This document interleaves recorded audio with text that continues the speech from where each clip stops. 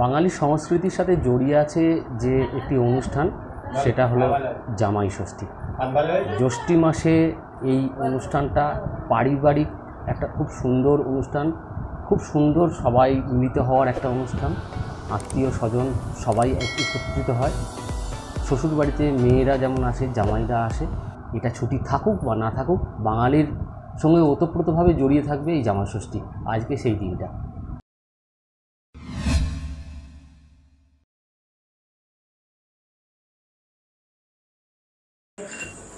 দই মিষ্টি সন্দেশ কিনে সকাল সকাল পৌঁছে গেলাম শ্বশুরবাড়িতে। জায়গাটা আপনাদের অচেনা নয়। মোশাগ্রাম থেকে আধা ঘন্টায় জামালপুর, সেখান থেকে মিনিট 10 দামোদর পার হয়ে কারালা হয়ে রাজারামপুর গ্রাম। আজ একটা বিশেষ দিন, নিশ্চয়ই আপনারা সবাই জানেন, আজ জামাই ষষ্ঠী। তারই আয়োজন শুরু হয়েছে। ভাই, ভাইয়ের বউ, তারাও গেছে জামাই ষষ্ঠীতে।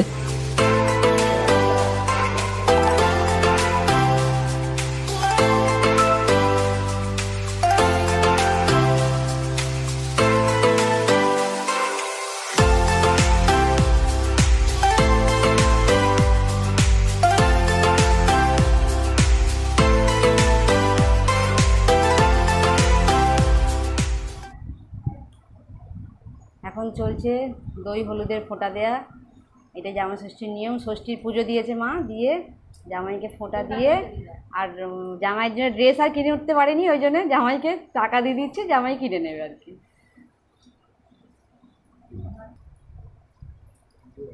একে একে ফোঁটা দেওয়া চলছে জামাইদের। সামনে খাবার দাবার সাজিয়ে দিয়েছে মা। তো হাত দিতে পারবে না এখন? না, এখন হাত দিতে পারবে না। চলছে ফোঁটা দেয়া, ঠাকুরের প্রসাদ দেয়া। বাহ, গিফট সবার।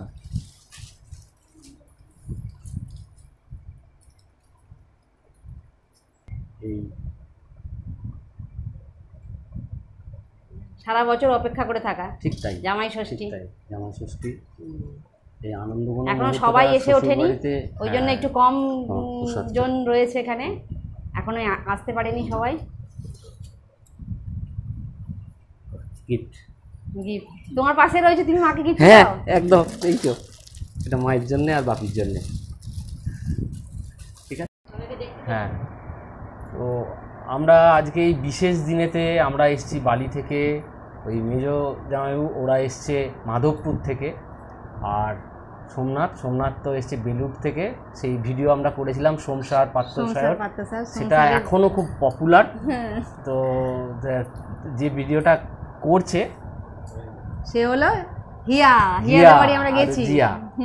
তো এখন যাকে অনুপস্থিত দেখতে পাচ্ছেন সেটা হচ্ছে মৃণাল দা। আজকে মেঘের পড়া আছে, তাই আসতে তার দেরি হচ্ছে, আসবে। তো শুরু করা যাক। তোমার কিছু বক্তব্য আছে? এই তো খুব আনন্দ হচ্ছে, বোনেরা পারিবারিক ব্লগগুলো তো সবাই খুব ভালো লাগে। এই জামাই ষষ্ঠীর সময়, ভাইফোঁটার সময় খুব আনন্দ হয়, বল সত্যি? হ্যাঁ, খুব ভালো লাগে। যত বয়স বাড়বে না, এই স্মৃতিগুলো কিন্তু রয়ে থাকবে।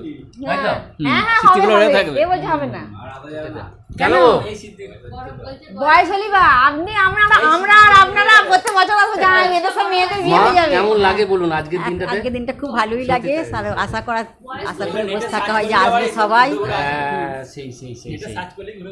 হ্যাঁ, সত্যি ভালো লাগলো। তো ভিডিওটা আপনারা কন্টিনিউ করুন, আরও অনেক বাকি আছে। আমি এত খাওয়ার লোক নই, অল্প একটু আধটু হবে ব্যাস। মিষ্টি খেতে আমি খুব পছন্দ করি, একদম। হ্যাঁ, মিষ্টি জিনিসটা আমার খুব পছন্দের জিনিস। আজকে ওই জন্য গঙ্গাধর মিষ্টান্ন ভাণ্ডারেতে গিয়ে আমি নিজে হাতে কাছে আর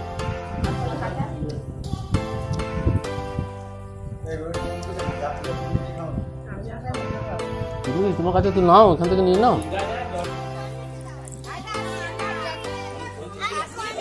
এই প্রচণ্ড গরমে যখন ওষ্ঠাগত প্রাণ, হঠাৎ করেই আইসক্রিমওয়ালার ডাকে সবাই দৌড়ে এলো বাইরে খামারে। যে যার মতো পছন্দের আইসক্রিমটা চুজ করে নিল। এই প্রচণ্ড গরমের মধ্যে খামারের উপর বাঁশবনের ছায়ায় সব দিদি বোন তাদের সব ছানাপোনারা মিলে এক প্রকার একটা হই হই কাণ্ড হলো এই আইসক্রিম নিয়ে। আর এই দিনটা তো একটা দিন হই হই করার মতোই দিন। বেশ অনেকগুলো দিন এখানে বৃষ্টি বাদল কিচ্ছু হয়নি, ঝড়ঝাপটা কিচ্ছু নাই, যে কারণে প্রকৃতি শুষ্ক রুক্ষ, প্রচণ্ড গরম, দাঁড়িয়ে থাকলেও গলগল করে ঘাম হচ্ছে। গ্রামের মানুষ এই গরমটাকে বলে কাঁঠাল পাকা গরম। যাই হোক, কিছুক্ষণের এই ঠান্ডা স্বাদ, আইসক্রিমের স্বাদ নিয়ে যে যার মতো ঘুরতে বেরিয়ে পড়লো। আইসক্রিম খাওয়ার পর্বটা এখন সাঙ্গ হলো। বাড়ির সামনে আইসক্রিমওয়ালা এসেছিল।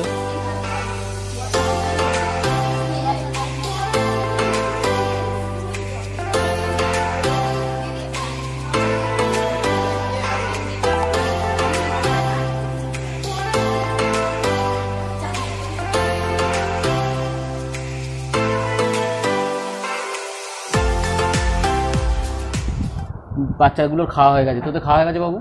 খাওয়া হয়ে গেছে? কীটা সব থেকে ভালো খেলি আজকে বলতো দেখি, কি খেয়েছিস? মাংস। ঠিক আছে, চলো। বৃষ্টি, চলো শুরু করো। আজকের পদে কি কি হয়েছে? শাক, পটল ভাজা, পোস্ত, মাংস, চাটনি, দই। আবার কি মেঘ ভিডিওটা করছে, মেঘের আজকে পড়া ছিল তাই তো বৃষ্টি? ও পড়ে আসতে দেরি করেছে।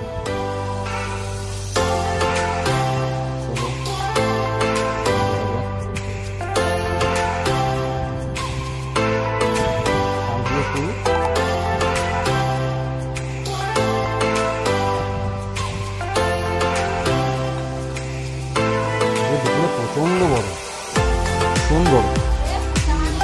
কালকে হ্যাঁ দাঁড়িয়ে থাকা যাচ্ছে না, এত গরম, মানে গল গল করে ঘামছি জানো।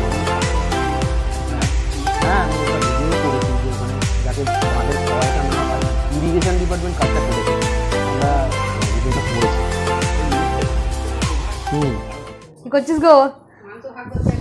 দিদি এখন মাংস ভাগ করছে। হাঁড়িতে বাটিতে বাটিতে মাংস তুলছে দিদি এখন হাঁড়ির থেকে।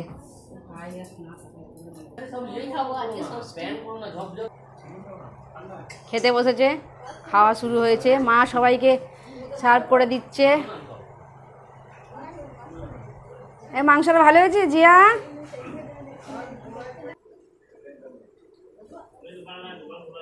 দিদি দিচ্ছে, আবার খেতে দিচ্ছে।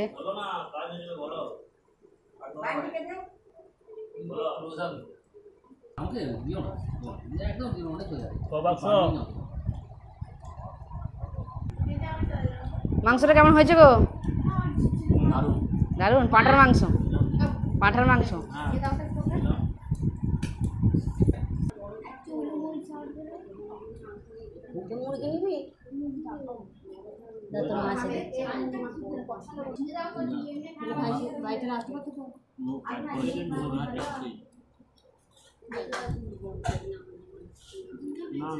আমাদের খাওয়া দাওয়া হওয়ার পর দিদি, পুতুল আর ওরা বসেছে। এই যে মেঘ, বৃষ্টির আমাদের সাথে খাওয়া হয়ে গেছে, ওরা বসেছে এখন।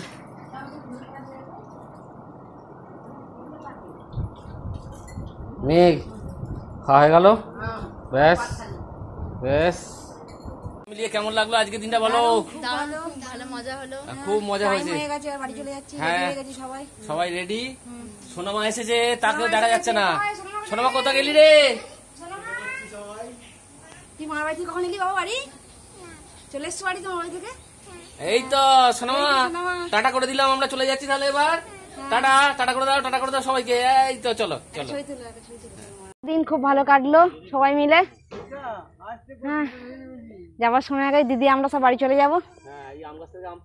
হ্যাঁ এটা কত পেলি? এটা পড়লো মনে হয় না, কি হলো জানি না। আমাদের কাছে আছে না, এদিকে হয় না। এই যে মৌ, যে মৌ ছিল না, মৌ আবি বাড়ি থেকে চলে এসছে। ও দিদিরা আসে তাড়াহুড়ো করে, ও ষষ্ঠী করে চলে এসছে। এই তো এলাচ্ছি মা। হ্যাঁ যাবে। এবার আমাদের বিদায় নেবার পালা। সন্ধ্যে 6টা এখন। চলো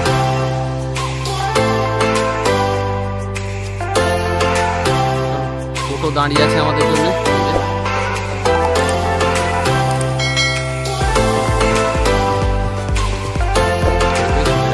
আর মৃণাল দ্বারা।